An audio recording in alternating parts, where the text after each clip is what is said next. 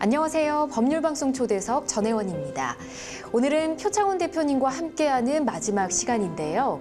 경찰에서 교수로 그리고 정치인으로 변신했던 표창원 대표님이 정치인으로서는 어떤 발자취를 남겼는지, 그리고 이제는 자유인으로서 어떤 삶의 원칙을 가지고 계신지 이야기를 해보도록 하겠습니다.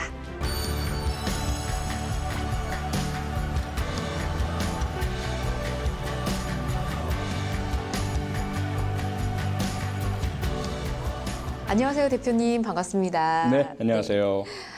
오늘 이야기도 기대를 많이 하고 있습니다. 잘 부탁드리고요.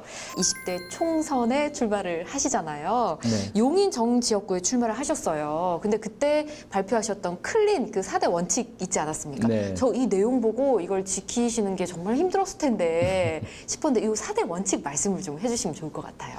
네, 우선 제가 선거를 하게 되면서 제가 유권자 시절에 네. 느꼈던 것들을 먼저 반추해 봤어요. 과연 선거가 우리에게, 국민에게, 유권자에게 어떤 존재였는가. 네.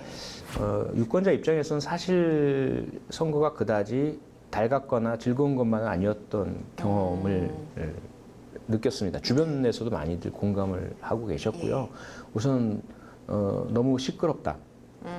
그리고 네. 너무 개인의 정보를 함부로 탈취한다.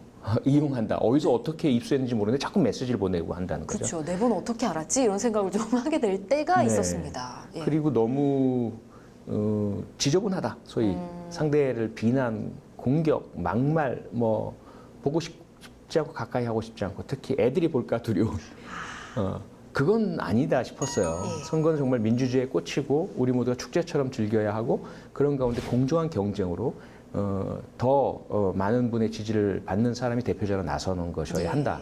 그래서 이제 4대 클린 원칙을 내세웠고 이걸 지키기 위해서도 이제 공개를 한 거예요. 첫 번째는 결코 원치 않는 문자 메시지를 보내지 않겠습니다. 예. 둘째는 결코 동의하지 않는 개인정보 수집을 하지 않겠습니다.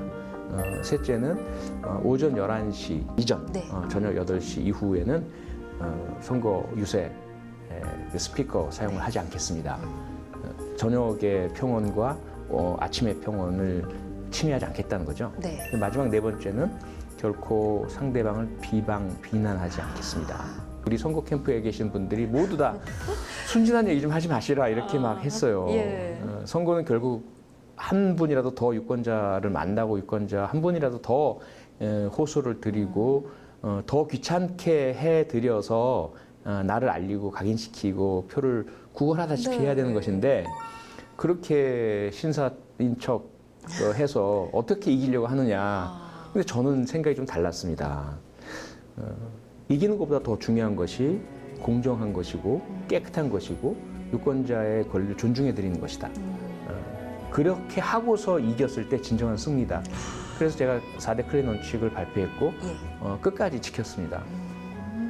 와, 저는 그 내용을 처음 봤을 때 사실 이제 처음 선거에 나가시는 건데 이 원칙대로 잘 지키겠다 하는 건 조금 두려움도 좀 있었을 것 같거든요. 왜냐면 다 경쟁이니까요. 힘들지 않으셨어요? 힘들진 않았고요. 그러니까 네. 조금 죄송한 말씀이긴 한데 사실 저는 당선에 대한 큰 욕심이 없었어요. 아, 정말. 마음속의 한 구석에는 네. 차라리 깨끗한 패배를 해서 정치를 안 하게 되면 어떨까라는 생각도 있었고 그게 아주 강한 건 아니었지만 예. 일부에는 그런 것도 있었고 그래서 사실 배수의 진을 친 거죠. 굳이 제가 절박하게 꼭 이게 한다 이런 것보다는 정말 새로운 선거 그게 아니라면 내가 선거할 필요가 없다. 정치할 이유가 없다라는 거죠. 남들과 똑같이 한다면 그저 누구나 차지할 만한 한 자리인데 그 자리를 내가 차지한다는 것은 전혀 의미가 없다라는 생각을 했어요. 저의 길은 따로 있으니까. 네. 근데 제가 선거에 임하고 제가 정치를 한다는 것은 그만큼 다른 사람이 그냥 그 자리를 차지하는 것과는 전혀 다른 꼭 저여야만 하는 어떤 이유 그것이 네. 충족되어야 제가 정치하는 것이 이유가 있고 가치가 있다는 생각이었어요. 그러다 보니까 이 4대 클린 원칙이란 것은 필수였고요. 이걸 지키다가 내가 이기지 못한다? 받아들여야 하는 것이라고 생각을 했지 내가 이기지 못할 위험이 있으니까 혹은 이기기 위해서 이걸 양보한다? 그건 제가 받아들일 수 없는 조건이었던 거죠. 근데 결과적으로도 제가 승리했고요, 당선됐고요. 그래서 그러한 부분들을 이해해 주시고 표를 주신 우리 유권자가 정말 위대하시다라는 그런 것들을 절실하게 깨달았습니다. 대통령 탄핵 사태 때 SNS에 국회의원 전원의 탄핵에 대한 입장을 또 쓰셨잖아요. 네. 이유가 있으셨어요? 아주 좀 갈등적 상황이고 예측 불가능한 불안정한 상황이었죠. 예, 그 당시 이제 그 최순실 또 문고리 3인방, 네. 뭐 우병우 여러 의혹들이 제기가 되고 일부는 뭐 사실로 확인도 되기도 하면서 네. 대통령의 책임 또 그러한 의혹에 대한 수사가 방해받는 듯한 이런 문제들 그런 이제 혼란 와중에 지금의 이러한 정부의 태도, 대통령의 태도로는 네. 검찰도 수사를 제대로 못하고 진실 규명이 어려울 것이다. 예. 그렇기 때문에 현직 대통령에 대한 탄핵이 이루어져야 이 헌법이 지켜지고 수사도 제대로 진행될 것이며 네. 진실 규명이 될 것이다라는 그런 이제 저는 개인적인 확신을 했고 많은 시민들도 거기 공유를 해주셨고 광장에서의 시위 집회는 계속 제가 참석을 했었기 때문에 그 뜻과 의지와 느낌을 잘 알고 있거든요. 네. 표출도 많이 됐고요. 계속해서 그 운집하시는 시민들의 숫자도 더 늘어나서 계속 100만을 늘어났었죠, 넘어서고 이런 진짜. 상태였는데 국회는 여전히 여야 간에 막 서로 이런저런 뭐 협상 혹은 대치 뭔가 일이 진척되지 않는 느낌이었어요. 네. 거기다 당시는 새누리당이 그 집권 정당인데 네. 전혀 그 여당으로서의 그런 역할보다는 스스로의 그 지킴이 자리 지킴. 예, 대통령과 청와대를 보호하는 이런 역할들에 너무 매몰돼 있었고 예. 그런데 일부에서는 새누리당 내부에서도 좀 개혁적인 의원들 혹은 친박이 아닌 의원들 사이에서는 예. 너무하다. 대통령의 탄핵이 이루어져야 왜냐하면 그 전에도 여러 가지 뭐 질서 있는 퇴진이며 혹은 그런 검찰 수사에 대한 협조며 네. 이러한 요청들 했지만 다 거부를 당했던 상황이라서 예. 그런 그 개별적인 뭐 양심에서 나온 발언도 있었고 움직임도 있고 그랬거든요. 네. 그런데 이 상태로 지속되다가는 시민들의 탄핵 요구가 국회에서 투영이 제대로 되지 않을 것 같은 이제 불안감을 느꼈던 거죠. 그래서 저는 그렇군요. 지금 이 상황은 국회의 직무유기다. 예. 국회가 각자의 생각과 철학이 어떻든 간에 국민의 대변자로서 국민의 대표자로서 국민의 요구를 이렇게 강렬하게 다수에 의해서 표출되는 요구를 국회의 원래의 그 기능, 네. 제 기능을 수행함으로써 받아들여야 하는데 그걸 하지 않고 있는 직무유기 상태다라고 판단을 했고요. 그렇게 표현을 했고 5분 자유 발언을 통해서도 호소를 했고 네. 그럼에도 불구하고 잘 진행되지 않았기 때문에 저로서는 비상한 수단을 사용할 수밖에 없다라는 판단을 했고 예. 그것이 어떤 것이었냐면 국회의원 각자의 심리에 대한 좀 작용을 해야 되겠다. 그래서 이제까지 공개적으로 표출된 탄핵과 관련된 국회의원 300명의 의사를 제가 분류를 해서 공개하겠다고 결정을 한 거죠. 예. 세 분류를 한 겁니다. 이제까지 박근혜 대통령에 대한 탄핵 찬성 의사를 찬성? 예. 표출한 의원들, 그리고 탄핵의 반대 입장을 명확히 드러낸 사람들, 네. 그렇지 않고 주저하고 있고 이도저도 모호하고 아닌 이도저도 사람. 아닌 예. 중간에 있는 분들 이렇게 3분류를 해서 300명 전체 명단을 공개한 거죠. 예. 물론 제 스스로 혼자만의 자의적인 분류고요. 네. 대신에 거기다가 이제 그 단서를 다른 거죠. 혹시 제 분류에 대해서 잘못됐다고 판단하시는 분이 계시면 얼마든지 연락을 주시라. 그러면 수정해 드리겠다. 그렇게 공개를 하면서 네. 많은 이제 논란과 관심과 한쪽에서는 지지 응원과 다른 쪽에서는 저를 인권 침해로 인권위원회에 제소하기도 하고요. 형사 고발도 했고요. 예. 고발도 당했습니다. 비난도 쏟아졌고 그런 이제 후폭풍이 엄청나게 일어났죠. 그래도 사람들을 다시 한번 생각해 볼 수 있는 계기를 좀 만들어 주신 것 같다는 생각이 들어요. 그렇죠? 저로서는 이렇게 중대한 역사적인 상황에서 국회의원이라면 당연히 자신의 입장을 명확히 밝혀야 한다라고 믿었고요. 지금도 그렇게 믿고 있고 그런데 당의 뒤에 숨어서 당의 결정만 따르겠다라고 한다든지 혹은 탄핵 표결에 주저한다든지 이런 것은 국회의원으로서의 또는 정치인으로서의 도리가 아니다라고 판단했고요. 탄핵에 반대하면 반대한다고 밝히면 되는 겁니다. 그렇죠. 나중에 역사적으로 무엇이 옳은지 나중에 판단될 것이고 본인의 소신을 밝히는 것이 정치인으로서 공인으로서 공적 인물로서의 그런 기본적인 어떤 의무라고 저는 판단을 했고요. 그래서 공개를 하게 된 것이죠. 정치인은 국민을 좀 대변하는 사람이다. 그 역할을 확실해야 된다라는 의견을 좀 정확하게 보여주신 것 같습니다. 20대 국회를 이제 함께 하시면서 굉장히 많은 법안들을 또 발의를 하셨잖아요. 뭐 통과가 된 것도 있고 안 된 것도 있고. 근데 가장 보람된 법안은 어떤 것이었을까 좀 들어보고 싶습니다. 다 보람된데요, 사실은. 네. 그 중에서도 아무래도 예. 제가 국회의원에 당선된 직후에 네. 그 다음 날이죠. 2016년 4월 14일 날 우리 지역에 있는 한 어린이집에서 그 4살 여자 어린이가 예. 선생님이 인솔해서 그 집에 가는 하원버스에 타려고 하던 때 주체 브레이크를 풀어놓은 실수로 그 차량이 내려오다가 예. 충격하는 바람에 사망한 사건이 발생을 했어요. 그때도 굉장히 논란이 됐었습니다. 네, 예. 그 어린이 이름이 혜인이고요. 예. 그 사건 피해자분들 지원해 드리면서 도대체 어떻게 이런 일이 일어났고 앞으로 또 재발을 막으려면 어떻게 해야 될지 네. 그 사건의 가해자에 대한 처벌 조사, 수사는 당연히 이루어져야 되겠지만 어떤 시스템적인 부분에 대한 개선도 필요하겠다라고 네. 해서 전반적인 조사를 했어요. 그리고 전문가분들을 초청을 해서 환경 구조 또는 교육제도 또는 형사사법 이 관련된 전문가들 모두에게 이 사건에 대한 각자의 전문성의 바탕으로 한 조사를 해 주십사 요청을 드렸고 네. 그 의견을 받았고 그래서 공청회도 열고 그 사이에 이제 우리 지역의 어린이집 연합회에서는 저에게 막 항의를 해오고 왜 어린이집을 범죄시하느냐, 예. 왜 책임을 지라고 하느냐 이렇게 하는 이제 항의도 해오셨고 그분들이 각 지역에서는 상당히 그 강한 유권자 단체거든요.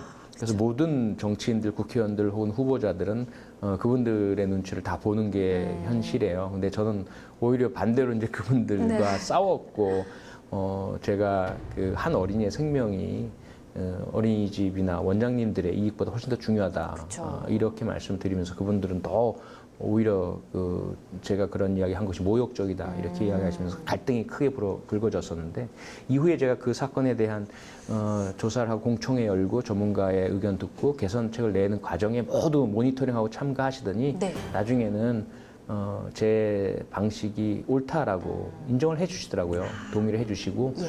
그래서 비록 어린이집 원장 입장에서는 이 사건 자체에 대해서 책임을 묻는 것이 억울하기도 하고 하긴 하지만 문제의 원인이 있다는 것은 인정할 수 있고 개선이라는 그런 차원에서 노력하는 것은 우리도 할 수 있는 거 다 하겠다 이렇게 이제 동참을 해주셨고 네.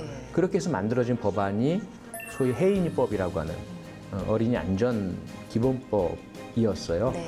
근데 그 법안이 그렇게 힘들고 어렵게 만들어졌는데 그 이후에 관련 부처들에도 실무자들 전부 불러서 같이 검토를 하고 실무자 간담회를 하고 해서 의견 다 받아서 수정할 건 다 수정하고 네. 그랬음에도 불구하고 상정조차 안 되는 거예요.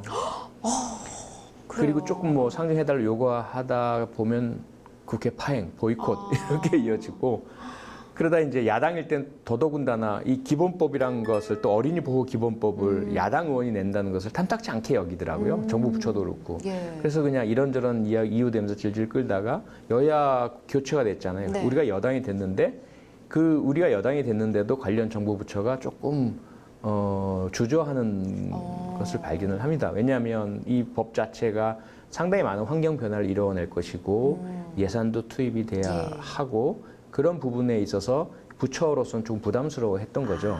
계속해서 그래도 제가 설득도 하고 다시 공청회 간담회 열고 이러면서 제 임기 마지막에 결국 이 법이 통과가 됐습니다. 네. 그러다 보니까 이 4년간의 참 피와 땀과 눈물과 또 그 혜인이 부모님은 또 심정이 오죽하시겠어요. 그러니까요. 4년 내내 희망과 기대를 걸었다 포기하셨다가 다시 또 희망과 기대를 걸고 그래서 결과적으로 이제 통과됐을 때 혜인이 부모님이 저에게 고맙다고 이제 연락을 주셨어요. 네. 오히려 제가 너무 늦게 해서 죄송하다라고 말씀을 드렸고 오히려 제가 견뎌주셔서 감사하다고 말씀을 드렸고 네. 그러니까 너무 이 해인이법 어린이 안전 이름은 바뀌었습니다. 그 사이에 어린이 안전 관리에 관한 법률로 바뀌었는데 이 법의 통과 네. 너무나 보람이 크게 느껴질 수밖에 없죠. 그렇군요. 정말 다 보람된다고 얘기를 해주셨는데 지금 그중에서 또 하나를 꼽아주셨습니다. 그리고 책에서 보수주의자다라고 표현을 하셨어요, 스스로를. 근데 표창원 대표님은 어떤 의미에서 보수주의자신지 또 어떤 보수주의자인가 나는 이게 평소 생각을 하시는지 좀 들어보고 싶습니다. 네. 그 사회, 그 국가의 역사와 문화와 관행과 가치, 체제 이것을 지켜나가는 것이 그 각 사회와 국가의 보수의 정통성이고 가치이고 존재의 이유이지 않겠습니까? 예. 그럼 우리의 가치는 무엇일까? 우리의 전통은 무엇이고 우리의 역사는 무엇일까? 지금 일부에서 주장하는 그 보수가 지켜야 될 것을 국한시켜서 너무 협소하게 보고 있다는 느낌이 많이 들었어요, 그동안. 뭐냐면 1948년을 네. 기점으로 보고 있다는 거죠. 그래서 공산주의로부터의 그런 자유의 수호, 반공 이걸 보수의 절대 가치로 보는 시각들이 있어요. 그 당시 시각이 지금까지 이어진다는 말씀이시죠? 그렇죠. 네. 예. 우리가 반공이라는 것의 도구인가 대한민국이 또는 한민족이 우리 한반도가 이곳에 이 5천 년의 역사가 저는 그렇게 생각하지 않거든요. 네. 진정한 대한민국 한반도 한민족의 보수는 5천 년 역사의 연속선상에서 찾아야 한다는 거죠. 가장 가까이는 선비정신이죠. 그 안에 많은 가치가 있잖아요. 일단 과거에 그 인내천으로부터 시작을 해서 그리고 충효정신도 있고요. 그 다음에 선공후사 그리고 그 인의예지신 네. 이런 선비의 고든 지사적인 네. 그런 품격 이런 것들이 우리가 지켜야 할 가치다라는 생각이 저는 강해요. 그걸 이제 보수로 보신 거군요. 그렇죠. 그러다 보니까 진정한 보수라면 박근혜 정권, 이명박 정권 같은 그런 시기에 네. 잘못하고 있는 것에 대해서 동조하면 안 되는 거죠. 그런 부분들에 있어서 과거에 임금 앞에서도 그 생사 여탈권을 진 절대 강자 앞에서도 아니옵니다. 통초하시옵소서라고 했던 그 선비의 태도가 보수고 우리 대한민국이 지켜야 할 가치가 아니겠느냐. 그리고 늘 백성 중심의 네. 인내천 그리고 이 백성이 주인이라는 그러한 가치관 아무리 왕조 시대였고 봉건주의였고 신분제 사회였고 계급 사회였고 그로 인한 모순도 많긴 했지만 내세웠던 가치는 백성 중심이었잖아요. 네. 그리고 긍휼히 여겨야 하는 힘들고 약하고 그런 피해 입은 분들을 존중하고 배려하는 것 이것이 저는 보수의 가치라고 생각을 하거든요. 그래서 저는 보수주의자라고 자신 있게 또 자랑스럽게 말씀을 드리는 것이고 그런 제가 아닌 건 아니다라고 하고 그런 건 그러다라고 얘기할 때 비난을 받았고 진보고 뭐 빨갱이고 네. 뭐 종북이고라는 그 지칭을 받을 때 저로서는 도저히 받아들이거나 납득하거나 양보할 수가 없었어요. 너희들은 가짜다라는 그런 생각이 들 수밖에 없어. 니들이 보수라고 웃기지 마. 너희들이야말로 북한 빨갱이를 닮았어. 하는 짓들을 봐. 김일성 추종자들이 하는 거랑 딱 그 추종의 대상이나 위치만 바뀌었을 뿐이지 하는 짓은 똑같잖아. 빨갱이처럼 그렇게 몰려다니면서 인민재판하고 상대 누구를 마녀 사냥하고 네. 종북으로 몰아치고 그게 무슨 보수고 민주주의고 자본주의고 자유냐. 이런 이제 반발감이 강하게 들었고 그래서 오히려 더 그 사람들이 저를 미워하기 때문에 제가 보수라고 하면 더 화를 내시거든요. 더 화내시라고 제가 보수라고 기회가 있을 때마다 저희가 강조하고 말씀을 드려왔고 지금도 그러고 있습니다. 21대 총선에 불출마 선언을 하셨거든요. 이제 자유인이 되신 건데 이유가 뭐가 있었을까요? 첫째로는 제가 해야 할 역할은 끝났다라는 것이 가장 컸어요. 처음에 2015년 12월 27일 날 입당을 하게 된 것도 네. 제가 정치를 하고 싶어서가 아니었고 도와달라는 요청에 응했던 것이고요. 또 제가 도움이 될 수 있다라는 그런 말씀을 주셨기 때문에 제가 도움이 될 수 있다면 그 도움을 들여서 정의가 구현될 수 있는 것이었잖아요. 국정원 사건의 해결. 결국 이루어졌습니다. 예. 그리고 박근혜 정권 탄핵됐고요. 네. 물론 저 때문만은 아니지만 제가 보탬이 될 수 있었다라고 생각을 하고 그것으로 제 역할은 다 했다는 생각이 들어요. 네. 그 이후에 우리가 여당이 된 이후에 그 정치는 정말 재미없어요. 아, 네. 정말 재미가 없기도 하고 힘들기도 하고요. 아. 하루하루 스트레스가 심해지고 자꾸 노화가 되는 거 겉모습도 그렇게 돼가고 어. 내가 왜 여기서 이러고 있지라는 생각. 이건 내 역할이 맞나? 라는 그런 생각들이 자꾸 들었었어요. 예. 그것이 이제 저와 정치가 잘 맞지 않는다는 것일 수도 있고, 제가 그동안 야당 시절에는 이 비상 상황, 위기 상황에서 제가 해야 할 역할들이 분명했고, 네. 그걸 최선 다해서 갈등 없이 주저 없이 몸이야 뭐 정말 천근만근 늘 거리에 나갔다가 국회 들어왔다가 또 야당 시절에 여당 의원들과 또 막 갈등 또 뭐 SNS 또 상대의 공격 뭐 이런 것에 치우치면서 뭔가 갈등을 느낄 틈도 없었어요. 고민할 틈도 없었고 그런데 여당이 되고 나서는 너무 달라진 거예요, 상황이. 특히 인사청문회, 고위공직자 인사청문회 때 제가 장관 후보자 또는 뭐 고위공직자 후보자들을 역할상으로는 지켜주고 보호해줘야 하잖아요. 근데 그동안 제가 수행했던 것은 반대 역할이었거든요. 네. 국민의 대표자로서 고위공직을 수행해야 될 사람이 이 흠결이 뭐가 있는지를 주장하고 드러내고 밝히고 그러면서 적절하지 않다면 예. 탈락을 시키고 적절하더라도 완벽한 사람은 없으니까 그런 부분을 염두에 두면서 겸손하게 국민 뜻에 맞게 자기의 흠결을 인식하면서 네. 제대로 잘하기를 바라는 이런 역할을 했었는데 하루아침에 여당이 되면서 반대로 흠결도 감추고 덮고 또는 뭐 옹호하고 보호하고 뭐 그런 것에도 불구하고 뭐 능력과 자질이 뛰어나니까 예. 잘해야 되지 않겠느냐. 그 역할을 하는 것 자체가 예를 들어 처음부터 여당으로 출범했다면 이것이 내 역할이고 이것이 내가 주는 도움이구나라고 인식했다면 크게 갈등하지 않았을 수도 있었을지 모르겠는데 처음에 저에게 요청했던 역할은 그게 아니었는데 이것이 바뀌게 되면서 네. 내가 왜 이걸 해야 되나 내가 꼭 이걸 나라는 사람이 이걸 해야 될까? 다른 사람이 하면 더 적합하지 않을까라는 그런 갈등과 고민이 많이 생겼던 거죠. 네. 이제 표창원 대표님, 새로운 자유인으로 삶을 또 선택을 하게 되신 거잖아요. 앞으로 나는 어떻게 살겠다 또 한번 각오를 하지 않으셨을까요? 각오를 상당히 굳건하게 했죠. 네. 우선은 한마디로 말씀드리면 모범 시민으로 잘 살고 싶습니다.